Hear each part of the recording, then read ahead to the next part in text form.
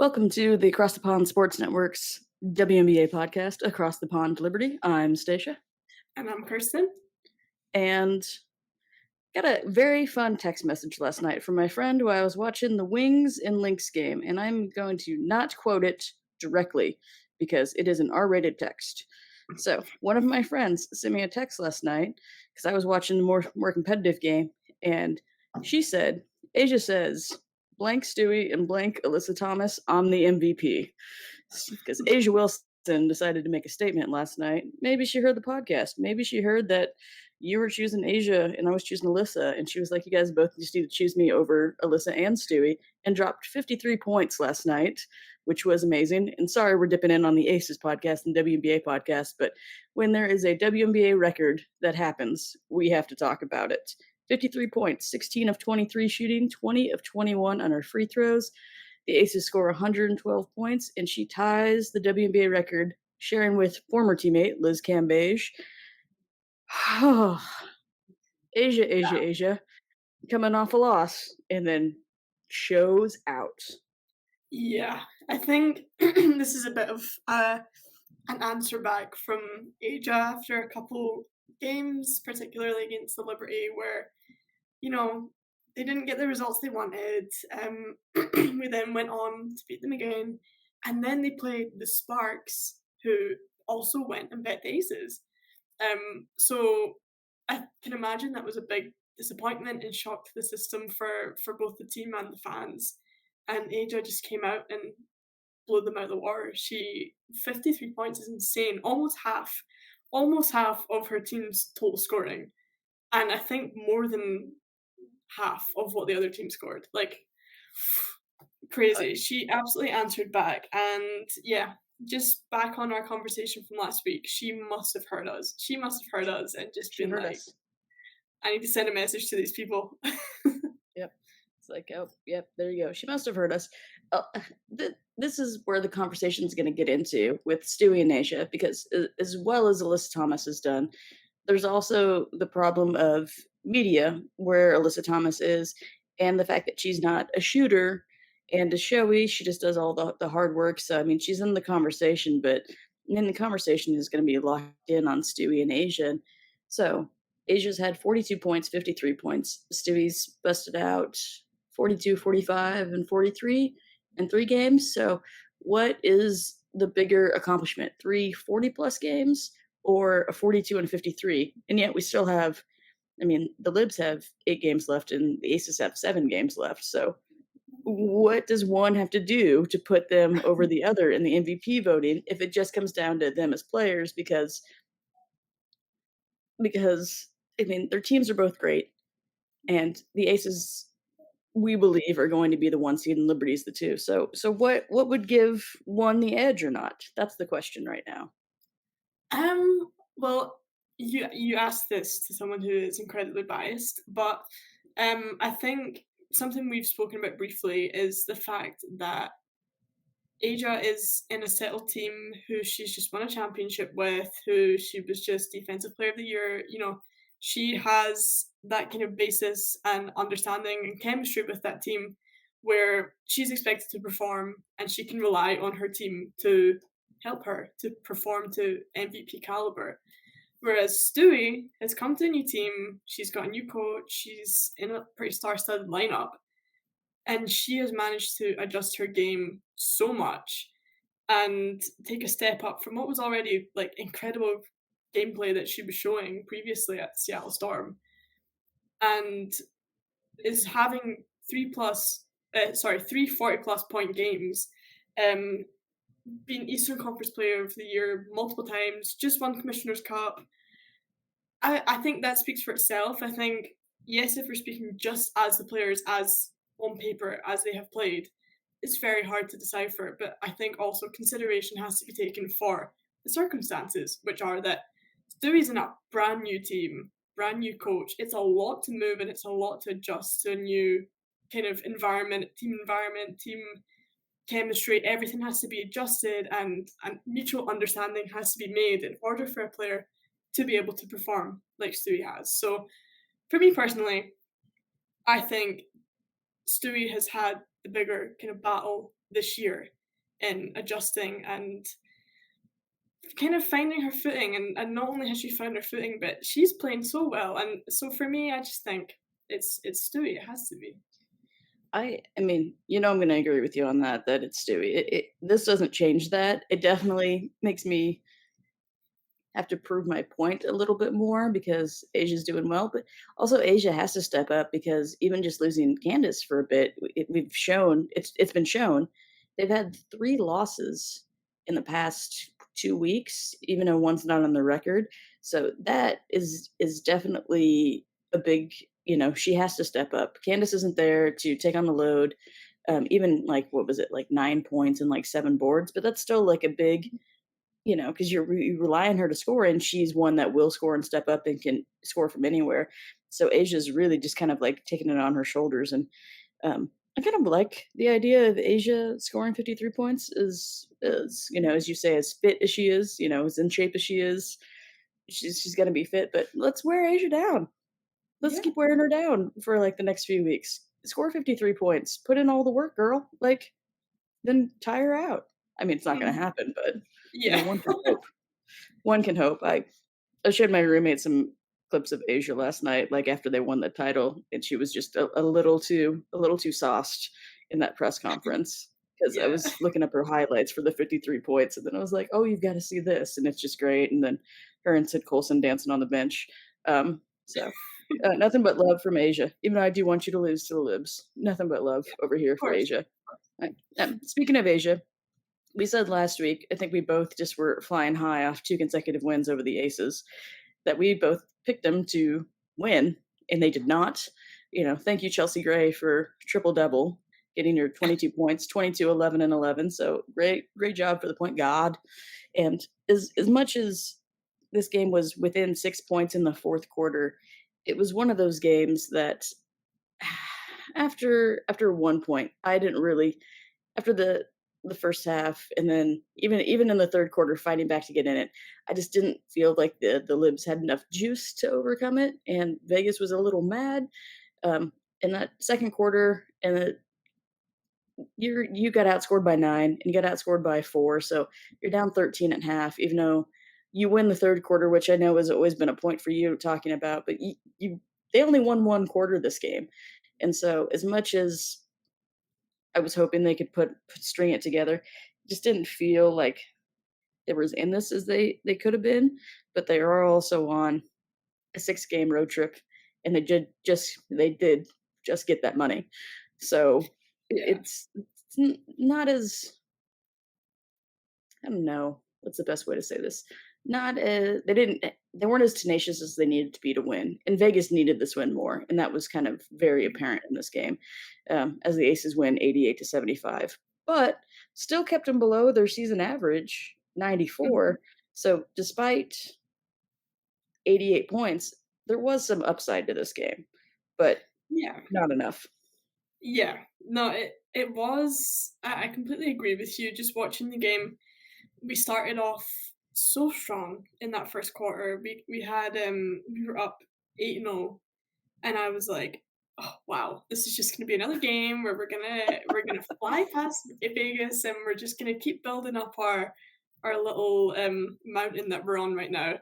We're Yeah, on before we lost. Um, it's called and Gloat Mountain, not yeah. Goat, Gloat Mountain. Yeah. Yes, both. And they had a timeout, and after that timeout, they just switched on. They just came back. And the rest of the game just did feel very kind of even though the score was fairly close, it just did feel the whole game like Aces are gonna do this. It was just seemed like so much of a fight for liberty.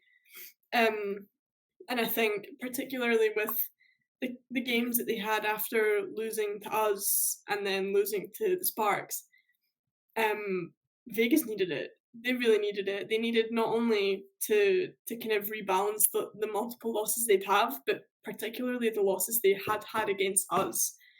Um, so good for them, I suppose. But we wanted the Liberty to win, and I think the biggest key for this game, like we've mentioned with Candice being out, we had such an advantage.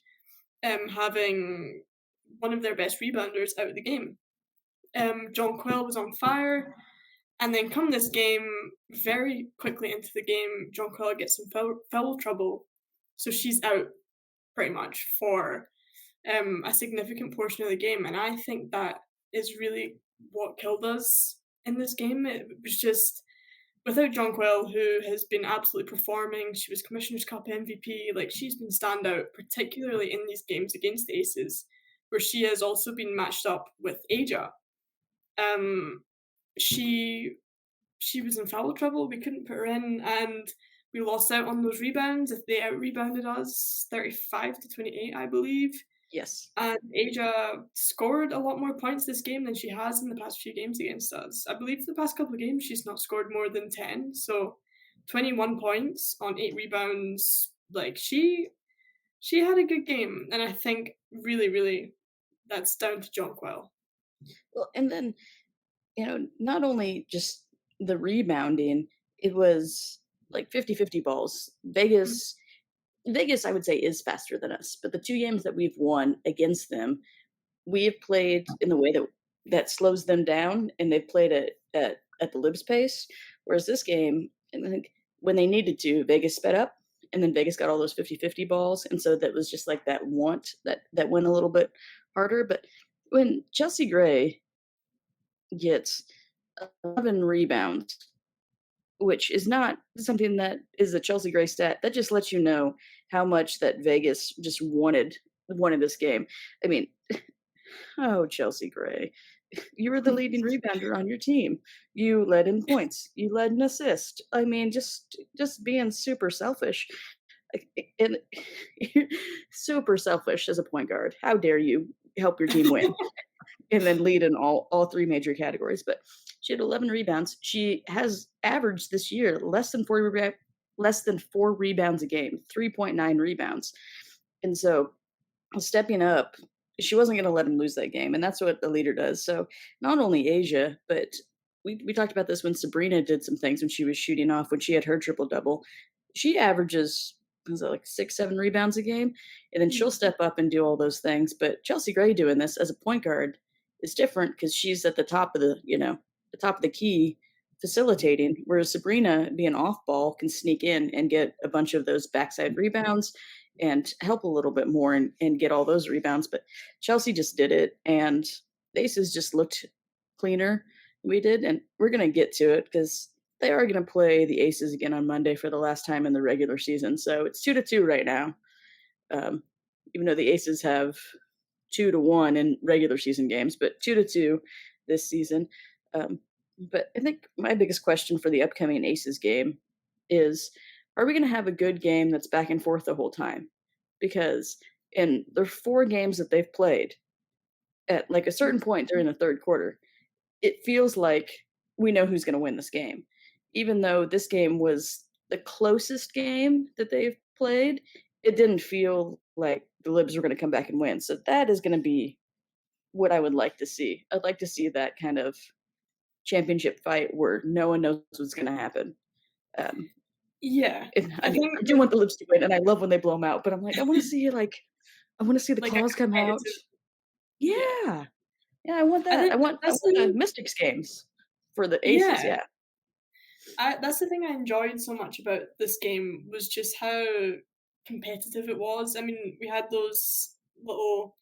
There was that moment with Kayla Thornton and Aja Wilson where Aja gets knocked over and she was not happy. She was no, about to make her run for Thornton. And then you see Becky Hammond and a bunch of players coming in trying to like hold her back.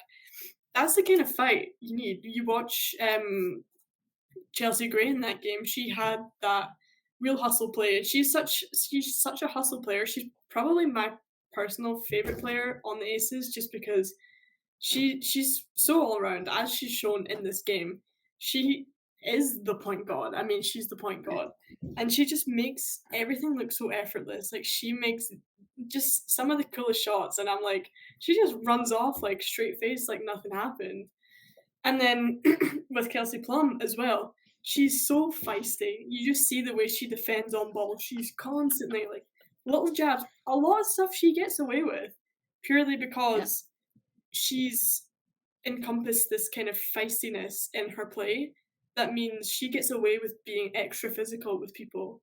And that's great to see. You know, they're a real hustle team, and we saw lots of that in this game. So it was fun to see that kind of back and forth. The question is, will that be maintained coming into the next game? I think our Liberty, particularly with Jonquil, her issue with her foul trouble, that's unfortunate, and there's not much you can do about that. If Jonquil stays out of foul trouble early on in this game, in this coming game, I think the likelihood is that the game will swing back in our favour. And we also had like Vandersloot. She still had 7 assists in that game, but she only scored 5 points. And generally, she's usually in double digits too. Like it's very rare for us to only have 3 players in the starting five in double digits. So you know, I think maybe Sloot had a little bit of an off game. Still 7 assists though, like it's a lot. And then obviously JJ, I think it's just a case of, you know, we didn't have our best game with our individual players. We still kept up with them. We still kept them to below their average, but let's not make those silly mistakes in this coming game. I mean, they had 9 steals on us. We had 16 turnovers to their 8 turnovers. Yeah, that's That that's kind a of big thing, thing too. Yeah. yeah, It's gonna be rebounds, turnovers, and rebounds, and that was the biggest thing in that 3rd quarter where they were 9-1 of the season. They're averaging 40 rebounds a game. You had 28 in this one against Vegas, and your turnovers had gone down an average right or like under 14, and now you're up to 16. So those 3 extra possessions, and who knows, on the rebounds, you're limiting their possessions and you're getting more offensive rebounds. So Vegas, you just put the clamps down on them. Now, one team that did not put the clamps down on him and rebounding was a factor because Brittany Griner and Megan Gustafson were not in this game. They didn't play for health and safety protocols, and so the Liberty had a fairly easy win against Phoenix. And they're playing back to back, so it's never easy when you have to play 2 nights in a row, especially when you have to travel. 85-63 over the Mercury last Friday, and it's a pretty nice standard game. They did well, just making sure that they handled Phoenix. Phoenix won the first quarter 19-16. After that, the Libs just kind of took control, even though Phoenix was right in there. Um, but it was a good game, but it should have been a good game for them because you're playing, with a Phoenix team that's hurt and hasn't done well this year. But I mean, let's get down to it. You know who you want to talk about, right? Who do you want to talk about? You want to talk about it? I Just talk about it. Talk about that magician. I want to talk 4 of about the 7 from Wizards. 3-point line. Oh, What you wanna talk about Marine, who? the Wizard, Marine. and Mine. yeah, she had a great game. Like I'm loving that she's coming back in with that confidence that she has. There was like her 3 point shot is awesome. There was points in the game where the announcers slowed it down, replayed her 3 point, and we're just like, just look at that shot. Look at how quick the release is. Like you cannot take a step back on her because she will just pull up. She will pull up. She's like we've spoken about Stewie and her transition threes. My God, Marine and her transition threes, like just so much flash, and I love to see it. You But gotta yeah, say she it. had a You gotta say it. you Her got to. transition threes are wee wee. Wee Oui, wee. oui. Wee wee. Exactly. Yeah, she had 18 points, and she was 4 for 7 from three. Just what more can I say? She had a really great game. She stepped up. We had Sloot as well, who seemed maybe she had 7 rebounds, 8 assists, which is great. She only had 2 points though. Usually she gets a couple more points than that. So it was great to have Marine kind of step up and fill in that, and as well with John Quill, who only had 6 points, 5 rebounds, and yeah, so she also didn't have a very great game. So it's good to see bench players kind of stepping up, and hopefully this isn't another John Quill kind of slump moment. I'm hoping to see some good things in these games to come. Well, you worry about her fouls though. She only had 1 foul in this game. Yeah. So, and because they didn't have the inside play, what I liked is Betnijah posting up because Mhm. Betnijah is taller than most guards, and she's adjusted from being a jump shooter and just kind of like taking it to the hole where she's gonna have smaller guards on her because Jonquil and Stewie are gonna have taller players on them. So then she's gonna get a guard or a small forward, and so post them up. And then her strength and tenacity in the post is great, and is gonna continue to work. Um, if they when they play Vegas again, because we don't know if they're gonna play in the playoffs. If when they play Vegas again, if Jackie Young is guarding her, that is such a fun matchup to post up Benijah on Jackie because Jackie and her are both extremely strong. They're the same height, but I take Betnijah in that just because Betnijah wants to kill you. Mhm. And And I just 22 scary points. Yeah, but, like, in the best way. in a In good way. their yeah, He's tough. in the Unfinished Business documentary, that they released at the beginning of the WNBA season, they talked about the team making it to the playoffs, and it said that when Betnijah came over that she was the leader. And now she's leading less. Stewie, Salute, you have all the experience, but she leads in her own way by just being the spark. Um, yeah, 22 points, 4 rebounds. I mean, it's pretty simple. And then she's always still guarding whoever she needs to guard. And I talk about Asia, tiring out. I worry about Betnijah, but then I'm like, no, because she'll take her breaks, and then Thornton will come in and also do her job and get 5 rebounds. Like everybody, the leading rebounder in this game was Stewie with 8. But when Sloot and Sabrina each have 7, but Nija has 4, JJ has 5, Kayla Thornton comes off the bench and has 5, Steph Dolson has a couple. It's like everybody that played, more than 5 minutes had rebounds, and that's just great. It was just a good game, despite them not shooting well, because they had 40 rebounds. Their assists weren't there as much as I'd like them to be, but they had 12 turnovers. So you're doing less turnovers did against Vegas. You upped your rebounding, and I know that Phoenix is depleted and shorter, but you still did what you need to do to get the win.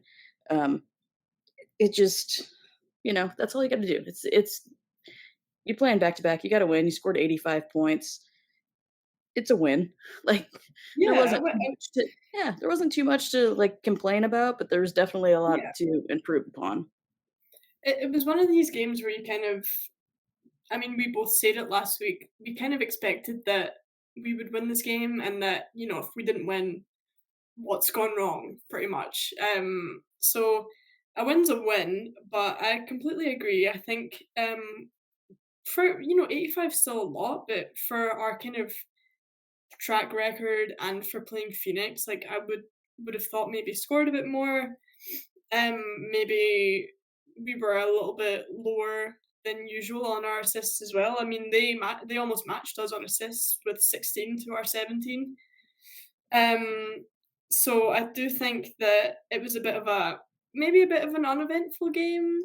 I mean, it was Yeah, really it's all the thing with a lot of these games though is that it gives a great opportunity for other players to step up. I mean, we have like Johannes and we have Bitnija who have absolutely just had a game for themselves basically in this game. So it is really really great to see a lot of these games do allow for that kind of opportunity where it's maybe not so much of the weight on like Stewie's shoulders or John Quells or Ionescu. So yeah, reasonably so game. I think a win's a win, but there's definitely a lot to work on. yeah.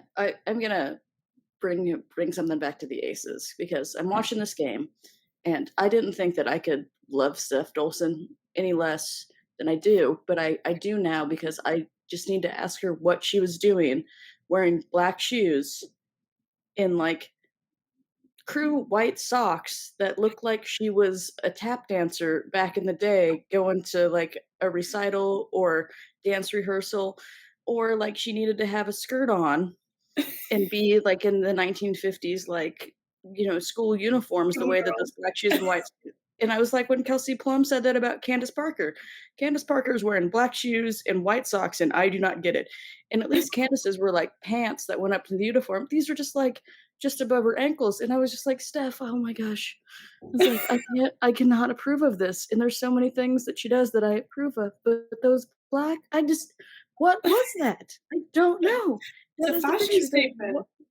it was not, it was a fashion faux pas. Let's just throw some French in there again. I It mean, was a the no-no. statement doesn't have to be good. It It's a doesn't have to statement be regardless of whether it I was like was positive or negative. she does make statements that, with her fashion that are interesting that I'm like, "Oh, yeah, that's fun." This was just a no. It was a hard no. It was like I was Yeah, just like I saw it and didn't was even like, "Oh, realize, I'm not gonna lie. you're gonna have to rewatch it and just look at the black I'm shoes gonna. and then the." I mean, I was like, "What are you doing?" Um, if any of my friends listen to this, they're gonna bring up what I used to wear, but she's an adult, she should know better. I was a kid, I did not. Yeah, that's not fair to bring up old receipts, to be fair. I mean, I could bring up older receipts. I'll show you a picture of my socks and my shoes. They were not great, but it was a look that I stuck with that was mine. I don't know what if this is gonna be a look, go for it, girl, but I was like, "I disapprove on this." I was like, "Oh, Stef Dolson, what are you doing?" I can't wait for you to see this picture because it's Yeah, yeah, you're gonna I'm be like, excited. This is you're this gonna is tell me turning how into a much fashion podcast. yeah, No, I mean, just because rating players' outfits. I am qualified for that. Yes, me too. No. Hard no, but yeah, I can't wait for you to tell me what you think when you see it. It was just a no. I Yeah. mean, Steph, I still love you, but I could not support this decision. Okay. Fair. Alright, so there's my see, it's not all love here on this podcast. We will say what we think sometimes, We're honest. we're We're honest. honest. I was like, We're "No, and that's the best way to be. Sometimes you just have to tell people straight up, like, "I love Steph, you, but this isn't working." no, just no, Just know. no." Yeah, I s I live mean, hard. Maureen needs to just I mean, she's close to Maureen on the team. Maureen's gonna be like, "Ugh, no." Just no. Just yeah. Some European honesty to Steph on that Yeah. one. Alright. So, this week is ending the 6-game road trip that the Liberty have, but before they get to go home, they have the Sun on the road on Thursday night on the 24th, and the Sun are the Sun, and we've beaten them twice this year. We play them 2 more times, and this is where the Liberty their schedule isn't getting easier. So, they got the win against the Mercury, didn't have to I mean, they still work hard, but without Griner and Gustafson, the work is different. They're playing the Sun. They go to Connecticut. This is going to be difficult, and it worries me because I feel like we're going to end up playing Connecticut in the semifinals of the playoffs. And there's a part of me that doesn't want to just have beaten them in every game, but then I don't want the Liberty to lose. And the Sun are the Sun, so I am worried and about seating, and I'm also worried about going in, still playing on the road, but they get to be home this week. Um, I still have the Liberty winning this game. It's just going to be another dogfight. And oh, Dewana and Alyssa Thomas, what are we going to do with them? What are we going to do? Well, this is another one of those games where I think we're gonna very heavily rely on Jonquil. So, I'm hoping that, like I said earlier, this isn't I mean, again, we didn't have to use Jonquil as much in the Phoenix game, but I'm hoping that she's still in good form with her great mentality that she's been showing, and that she's going to come out and perform just like she was performing in the Commissioner's Cup. With Connecticut, they are only 9-5 from home, so compared to our 13-3 on the road, I think we're looking fairly healthy. They're on a 2-game win streak so far, but we can break that. But I think so. I agree with what you're saying about the playoffs because Connecticut, and I've said this from the start, are one of these teams that I always feel Connecticut are quite overlooked. Um, just like what we were saying about Alyssa Thomas, I think they're always quite overlooked. And they feed off of that. They feed off of the fact that they're the underdog. They feed off of, um, if they lose, like they're so great at getting that momentum and just playing tough basketball. This is like one of my favorite matchups to watch is any team playing Connecticut. I just love to see it. I love the way that they play. Um, so that is the scary thing is that yeah, if we beat them again, I have no idea where we'll stand with the playoffs because if we end up getting matched up against them, they're gonna they're gonna fight, and they did well last year in the playoffs. They were scary last year. Yeah, it's worrisome because, like I said, they have to play them 2 more times, and also still with seeding, you don't know who you're gonna get in that 6-7 spot, because the Liberty are gonna be the 2 or 3 seed unless Vegas, like, loses their minds in like this last month, which I don't see happening. I No. mean, Asia's 53 just kind of like put a cap on that. Uh, they're going to be the 2 or 3 seed, and you still want to have home court advantage, even though they have one less win. I think now it's even because they lost in Vegas, so they're even home and away. You still want to play at home. You still sleep in your own bed, and even though Connecticut is so close for them, it's still worry to lose out on that 2 seed because it is a little bit easier path that we think right now. So it's gonna be close. I have the Liberty winning this one. I don't know if uh, if they're gonna beat the Sun four times this year because they're gonna play them one more time in September, but I have them beating the Sun this game. Now, next game after the Sun is on Saturday against the Lynx on the 26th. The Lynx just came off beating Dallas. They started off poorly this year and have just been one of just the steadiest teams since. And they are fighters and they are shooters. And we lost to the Lynx before, then we came back and beat them, and that was what we called the tired game because it was the postponed game from the Apocalypse night. And this is also a dangerous game. I still think the Liberty are going to win against the Lynx, but the Lynx are dangerous. I can't say that. I mean, I've said it like 3 times now. They are a team with a coach that has coached in the Olympics, that has won 4 titles in the past 12 years, and they are hungry because they didn't make the playoffs last year and they have something to prove. So this is an interesting one. 16 and 17, they're getting close to being a 500 team by record wise, and they've beaten the Liberty, so they know they can. So they got nothing to lose. What do you think about the Lynx on Saturday? I think the Lynx are another one of these one to watch teams. I'll say I still have the Liberty beating them because I do just think Liberty have been performing very well recently. Been very proud of our Libs. Um, but I do still see us taking them. I think they're another team kind of like Connecticut who do feed off of that kind of drive and energy, and like the Lynx can get nasty sometimes. So yeah, I really I take the Liberty, but I take that with a pinch of salt because they're one of these teams who could just come out like firing on all cylinders and kill us. Quite unpredictable. Mhm. But based off their kind of standings just now, I see it for us. Like they're currently 6th in the league. I see it for us, and I'm not too concerned. I'm more concerned about the Sun game. Yeah, I don't blame you on that one. I'm concerned. This is where I would be concerned is that we are gonna be wrecked physically from the Sun game because they are very physical. That Yeah. we start off slow against the Lynx and don't recover. That would be a fear.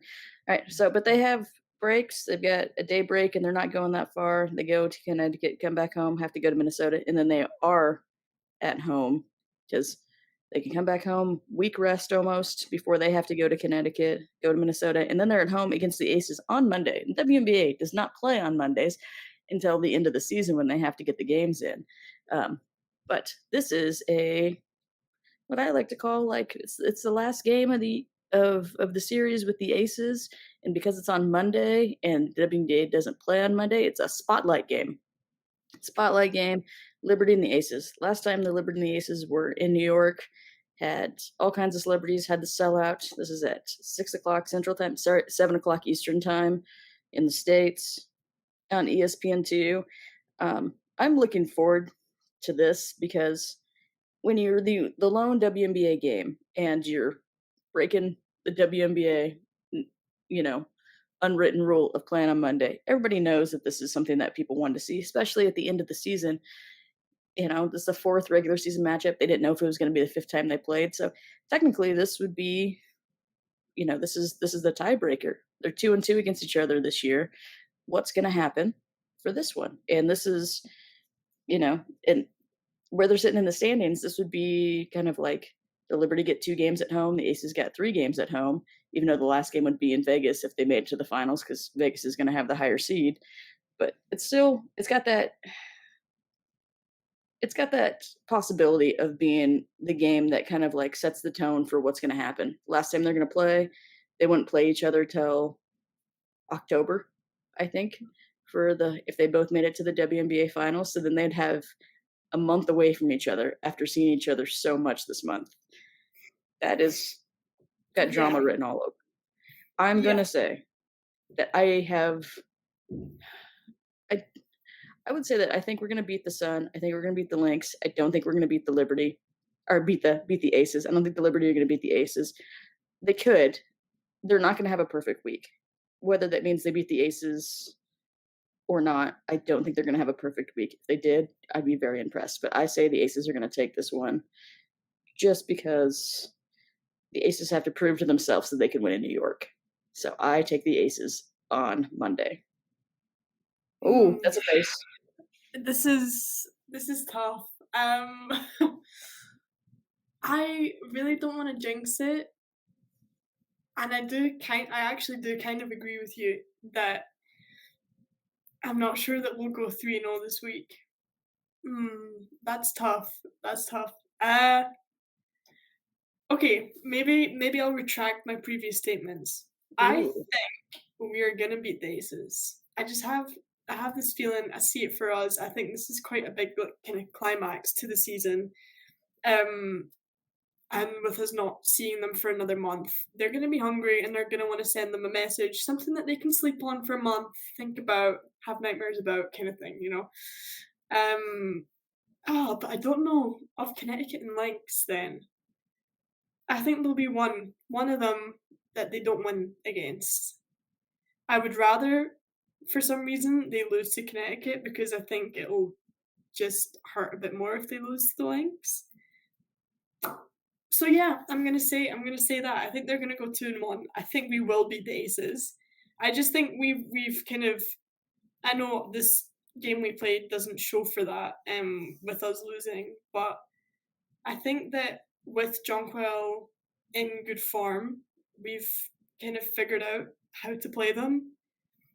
So if all goes well and if Sloot has a good game as well, I think we have it in the bag. I really don't know about Connecticut Lynx. Maybe we will lose to the Lynx. Maybe we'll be tired after the Connecticut game. That's a very good point that I also didn't consider.